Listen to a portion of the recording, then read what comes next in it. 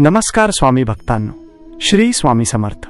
कधी कधी आयुष्यात अशी वेळ येते ना की आपल्याला वाटतं आता आपल्या हातात काहीच उरलं नाहीये, सगळे रस्ते बंद झाले आहेत, मनात विचारांचं वादळ असतं, डोळ्यांत पाणी असतं आणि आपण मानसिकदृष्ट्या पूर्णपणे खचून गेलेलो असतो।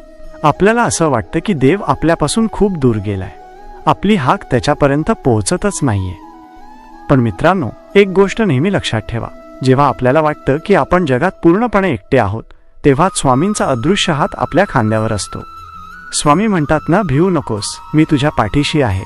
हे शब्द नाहीत, हा एक प्रचंड मोठा विश्वास आहे। जेव्हा तुमच्या आयुष्यात सगळं काही चुकीचं घडत असेल तेव्हा एक गोष्ट मनाशी ठाम करा, संकटही कायमची नसतात, ती फक्त आपली परीक्षा घेण्यासाठी येतात। आणि ही परीक्षा घेणारा जेव्हा स्वामी समर्थांसारखा प्रेमळ गुरु आपल्या पाठीशी खंबीरपणे उभा असतो तेव्हा घाबरायचं कशाला।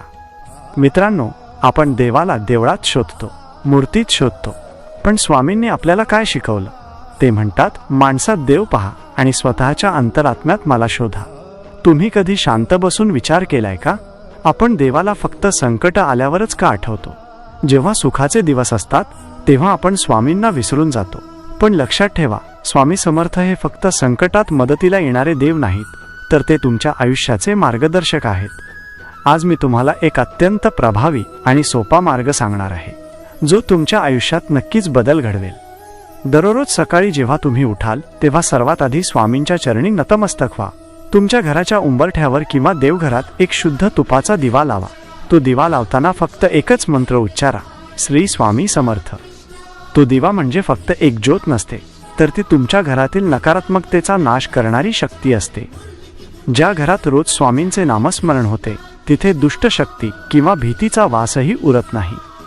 अनेक भक्तांचे अनुभव आहेत की त्यांनी जेव्हापासून हा नित्यनियम सुरू केला तेव्हापासून त्यांच्या मनातील भीती निघून गेली आहे, घरातील वादविवाद कमी झाले आहेत आणि सगळ्यात महत्त्वाचं म्हणजे जी कामं अनेक वर्षांपासून अडकली होती ती पूर्ण होण्याचे मार्ग मोकळे झाले आहेत। मित्रांनो, स्वामी समर्थांची भक्ती म्हणजे फक्त पूजा अर्चा नाही, तर स्वामींवर अपार प्रेम करणे आणि श्रद्धा आणि सबुरी या दोन शब्दांचा अर्थ समजून घेणे। तुम्ही तुमच्या आयुष्यात कितीही व्यस्त असाल तरी दिवसातून एकदा तरी शांतपणे बसा आणि स्वामींशी संवाद साधा, त्यांना तुमची दुःख सांगा। पण लक्षात ठेवा, मागणं मागताना हे दे ते दे असं म्हणण्यापेक्षा स्वामी जे योग्य आहे ते मला दे असं म्हणा, कारण स्वामींना माहीत असतं की त्यांच्या बाळाला नेमकी कशाची गरज आहे।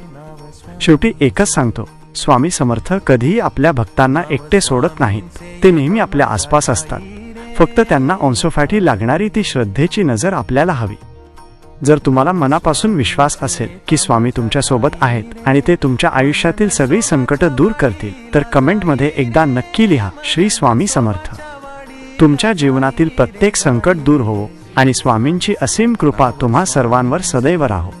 आजचा हा संदेश तुम्हाला आवडला असेल तर व्हिडिओला एक लाईक नक्की करा आणि अशाच स्वामींच्या कथा, प्रेरणादायी संदेश आणि उपायांसाठी आपल्या चॅनेलला नक्की सबस्क्राईब करा।